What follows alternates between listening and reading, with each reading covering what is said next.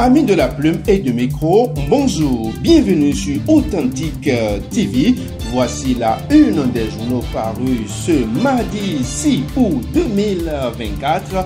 Au Bénin, nous démarrons cette revue des titres par le quotidien du service public. La Nation du jour titre en manchette Porte Novo, le festival des masques boucle dans la faveur. On retrouve Matin libre, invitation de l'opposition au défilé et libération de militants, un pas vers la décrispation. Il faut poursuivre cette dynamique, recommande le journal à sa page 3. Le matinal à présent riposte contre la menace terroriste au Bénin, des caméras de haute portée pour l'armée. Le même journal nous informe qu'après Kadéon et Aïdiedo, le troisième marché moderne inauguré. Le meilleur renforcement de la sécurité au Bénin, l'Allemagne offre des équipements d'observation avancés aux forces armées béninoises.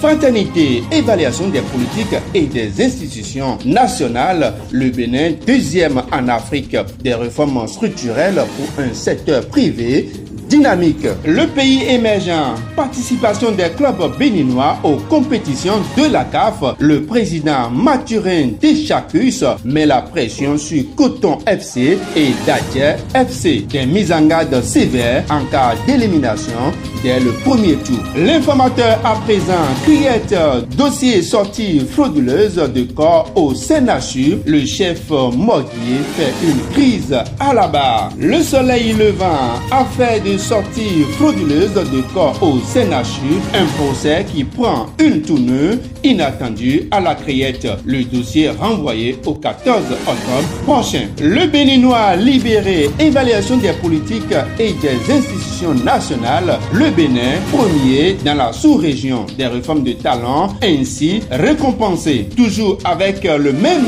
journal, lutte contre le terrorisme, surveillance des frontières, un lot d'appareils d'observation offert au FAB. Le chasseur info, négociation collective, gouvernement et centrale, aucune avancée pour les travailleurs. L'économiste, rapport pays 2024 au Bénin, la BAD atteste de la solidité du cadre macroéconomique. On retrouve Actu Express à présent, élection générale 2026, l'obscurantisme de tous les risques et de tous les dangers, s'interroge le journal. Éducation, après 64 ans d'indépendance, les acteurs de l'éducation attendent mieux.